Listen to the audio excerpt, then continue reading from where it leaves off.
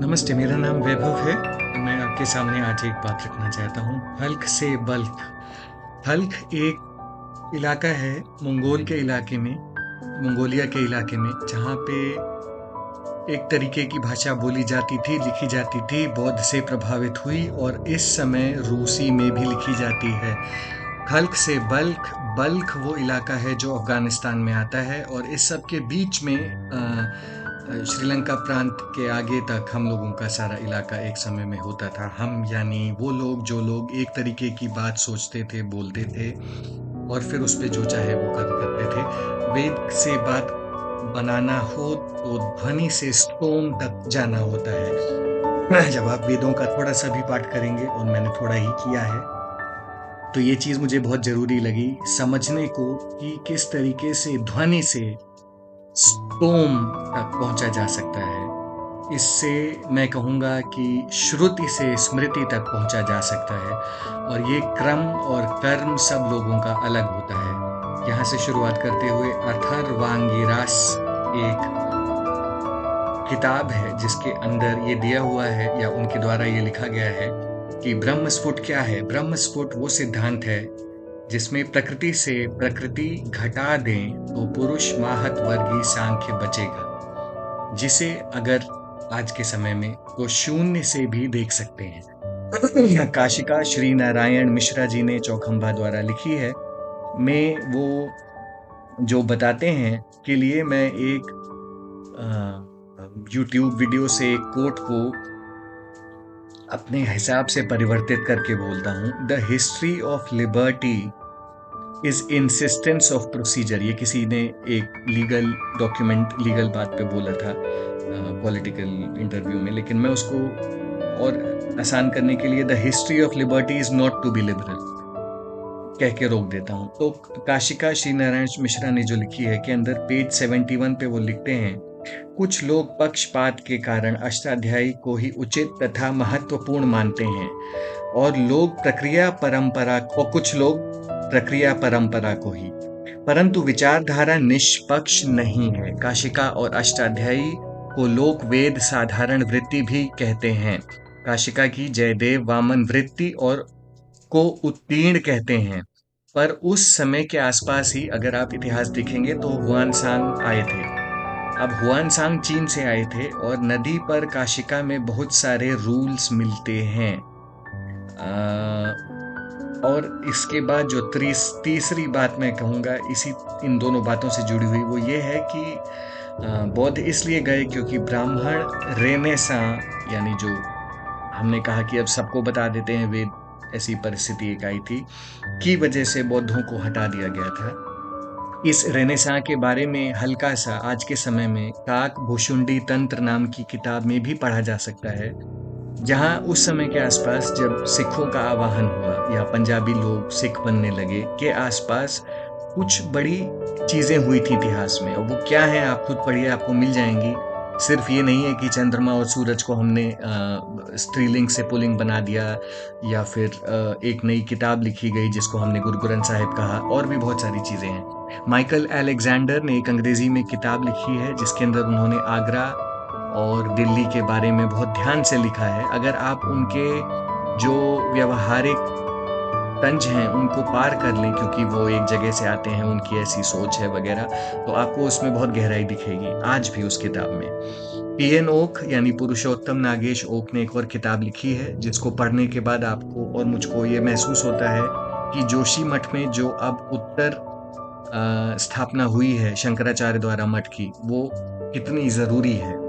कुब्जिका तंत्र और षट सहस्रार संहिता 2 किताबें हैं जो आज के समय वर्तमान में, और ये सब गोरक्ष पंथ के आगे के सिलसिले में आपको दिखाई देगा कि कुब्जिका वैसे माता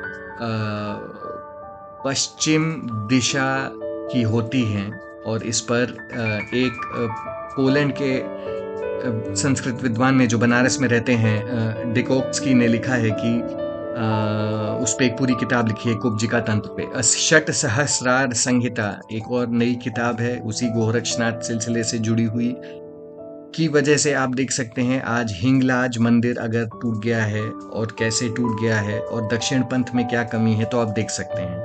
अगर यहाँ पे कहना जरूरी है तो मैं तब भी दक्षिण पंथ की हिदायत देता हूँ। पोलैंड से क्यों कश्मीर शैव तंत्र को ना पढ़ें, मैंने देखा अंग्रेजी में उनके द्वारा ट्रांसलेट करी गई कुछ किताबें भले ही महंगी हैं लेकिन बनारस से छपी हुई हैं, कुछ लोग उनको पढ़ना चाहेंगे, तो आपको उसके लिए पोलैंड की हिस्ट्री इतिहास समझना पड़ेगा, ताशकंद और पंचशील देखना पड़ेगा। रोमेनिया और टैगोर के बीच में जो द्वंद्व है पूरब में वो कैसे है ये भी देखना पड़ेगा। और अग्रा, अग्रा का मतलब होता है एम्पलीट्यूड ऑफ राइजिंग, यानी जब कोई चीज निकल रही है, उग रही है, सूर्य या चंद्रमा, तो उस परिस्थिति के लिए ये एक ज्योतिष में शब्द है। अनुलोम का मतलब होता है एंटी क्लॉकवाइज, भा का मतलब होता है एस्टेरिज्म या साइन, भेद का मतलब संस्कृत में तकनीकी भाषा में ऑकल्टेशन ऑफ ए साइन भी होता है, दयावत हो जाना किसी गर्दिश में। गच्छ का मतलब जैनों में एक लीनिएज ऑफ टीचर्स और प्यूपिल्स भी होता है।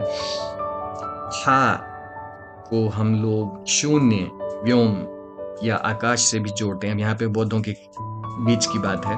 परम क्रांति इक्वेटर को भी कहते हैं। पौषण वो नक्षत्र है जिसको रेवाती से जोड़ा जाता है और जिसके बारे में मराठी लेखक बाल गंगाधर तिलक ने बहुत ध्यान से लिखा है। स्फुट ट्रू या करेक्टेड भी होता है, ब्रह्मस्फुट नहीं, सिर्फ स्फुट। और इसके बाद में लीनियर मोशन क्या होता है? लीनियर मोशन का मतलब होता है कि जो मोशन सारे प्लैनेट्स का एक तरफ का होता है। मीन मोशन का मतलब होता है जो इंटरनल जियोसेंट्रिसिटी से जुड़ा हुआ है। एंगुलर मोशन का मतलब वो होता है वो मोशन जो पृथ्वी से दूरी से प्रभावित होता है। अब इन सबको मैं हल्का सा जोड़ूंगा आगे, देखिएगा कैसे इन तथ्यों को।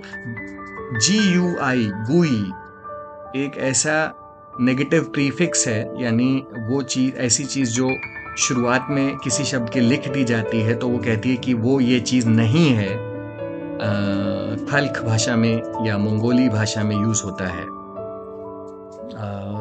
डैनिश लोग यानी डेनमार्क के लोग तमिलनाडु और बंगाल में अपनी कॉलोनी बना के गए थे, शायद वो एक छोटा सा कारण है जिस वजह से आज भी उड़ीसा मिलाकर उधर के इलाके में एक अजीब सा क्या कहेंगे, शैतानों वाला तालमेल है। Purushpur, route of Portuguese interference in Vedic archival effort, क्योंकि आप अगर ध्यान देंगे तो गोवा में ही बहुत सारी पांडुलिपियां मिली हैं। ब्रिटिश एंटेंगलमेंट तो है ही, जो सब लोग जानते ही हैं, और उस पर क्या करना है वो किसी को भी नहीं पता, मुझको भी नहीं पता। चर से चार, चर वो चीज है जो चीज हिलती है, चलती है, मूव करती है। चार उसी से बना है, चार यानी अंक चार, और चार वाक उससे बना है।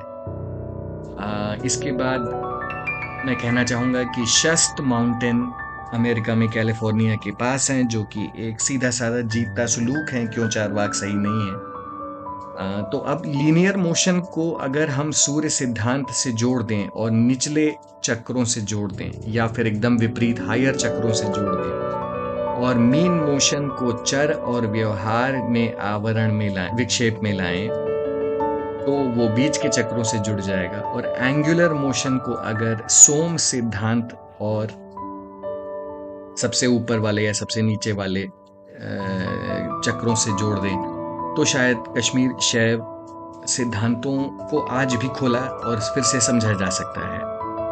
टॉलेमी का एस्ट्रोलैब है, ये एक यमन के राजा हुए हैं सिकंदर के समय के, उन्होंने एक तरीके का एक गोल गोल डिवाइस बनाया है जिसके अंदर खूब सारे चक्र गोल गोल एक के अंदर एक के अंदर एक है, और वो चारों तरफ 360 डिग्री में घूम रहे हैं, 360 और 4 डिग्री, और अगर चीन के हिसाब से चलें तो सहस्रार में प्रोप्रायोसेप्शन या महसूस कर पाने की शक्ति बहुत जरूरी है अगर हम एब्स्ट्रैक्शन को समझना चाहेंगे, जो शुरुआत में ईथर में, जिसको योगों ने योगिक की सरल भाषा वाली किताबों में भी, जैसे विवेकानंद द्वारा जो लिखी किताब है में कहा गया है कि जैसे जैसे ऊपर जाते हैं वो और पतली होती जाती है। तो पहले वो एक सिंगुलर होगी, फिर ड्यूअल होगी, फिर 3 में होगी, फिर क्वार्टरनरी होगी।